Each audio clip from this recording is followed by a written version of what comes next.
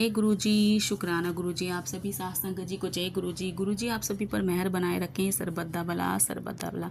संगत जी, जैसे कि आप सभी जानते हैं नवरात्रि के दिन चल रहे हैं और आज माता का 5वां व्रत है और आज के दिन माता स्कंद माता की पूजा अर्चना की जाती है। स्कंद माता की कथा भगवान कार्तिकेय जी से जुड़ी है, जिन्होंने तारकासुर नामक राक्षस का वध किया था।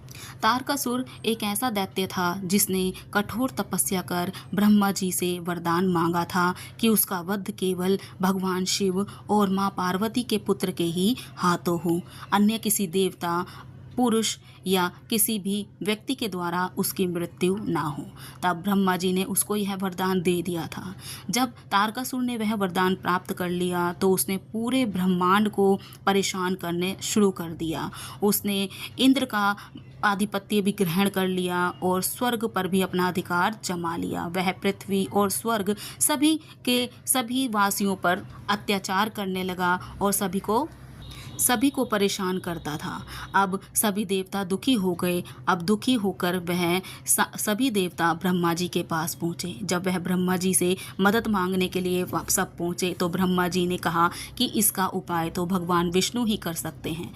जब सभी तैयार होकर भगवान विष्णु के पास पहुँचे तब भगवान विष्णु ने कहा कि इसका उपाय तो भगवान शिव ही करेंगे, क्योंकि उनके पुत्र के द्वारा ही तारकासुर का वध होना था। अब सभी देवता बड़े त्रस्त और दुखी होकर भगवान शिव और माता पार्वती के पास पहुँचे और उन्होंने वहाँ पर भगवान शिव से प्रार्थना की कि आप माता पार्वती से, जो कि आपकी तपस्या कर रही हैं, उनसे आप विवाह कर लीजिए और पार्वती माता को अपनी पत्नी रूप में प्राप्त करिए, ताकि आपका जो पुत्र हो उससे क्या हो, तारकासुर का वध हो सके और वह क्या उसके वध के बाद सभी मुक्त हो जाएंगे। अब क्या था, जब भगवान शिव ने उन सभी देवताओं की बात सुनी और उनकी बातों को सुनकर उनको बड़ा क्रोध आया, तब उन्होंने सभी देवताओं को विश्वास दिलाया कि वह माँ पार्वती से विवाह करेंगे। और संगत जी, बाद में भगवान शिव ने माँ पार्वती के साथ पाणी ग्रहण किया और उनको अपनी पत्नी स्वीकार कर लिया। फिर संगत जी, उनके पुत्र का जन्म हुआ, जिनका नाम स्वामी कार्तिकेय रखा गया।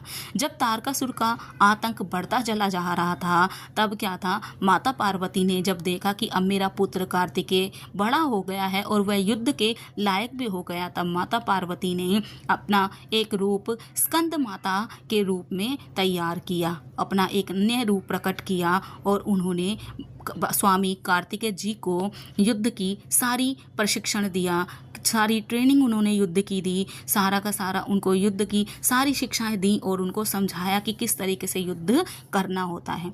माँ ने उनको स्कंद माता के रूप में शिक्षा और युद्ध प्रशिक्षण सिखाया। बाद में जब कार्तिकेय भगवान ने वह सब प्रशिक्षण और शिक्षा ग्रहण कर ली, तब वह अपने सारी आयुधों के साथ सभी देवताओं के साथ वह अग्रणी बनकर तारकासुर का वध करने के लिए आगे बढ़े। अब संगत जी, स्वामी कार्तिकेय जी ने तारकासुर का वध कर दिया। माँ स्कंद माता का यह रूप स्नेह और मातृत्व का प्रतीक है, जो अपने पुत्रों का अच्छे मार्ग पर चलना सिखाती है। स्कंद माता की पूजा से व्यक्ति को ज्ञान और चेतना की प्राप्ति होती है, जिससे मूर्ख से मूर्ख व्यक्ति भी ज्ञानी हो जाता है। इनकी उपासना से भक्त को मोक्ष प्राप्त होता है तथा उसकी सभी इच्छाएं पूरी होती हैं। स्कंद माता कमल के आसन पर विराजमान रहती हैं, इसलिए उन्हें पद्मासन देवी भी कहा जाता है। इनकी पूजा से संतान की प्राप्ति भी होती है तथा यह बच्चों को दीर्घायु भी प्रदान करती हैं, उनको बच्चों को दीर्घायु बनाने का आशीर्वाद भी देती है। इसलिए आज के दिन माता की पूजा अवश्य करनी चाहिए, ताकि सबके बच्चे दीर्घायु हो और सभी को ज्ञान की प्राप्ति हो। संगत जी, आज मैं अपनी वाणी को यही विराम देती हूँ। जय गुरु जी, शुक्राना गुरु जी, जय माता रानी की।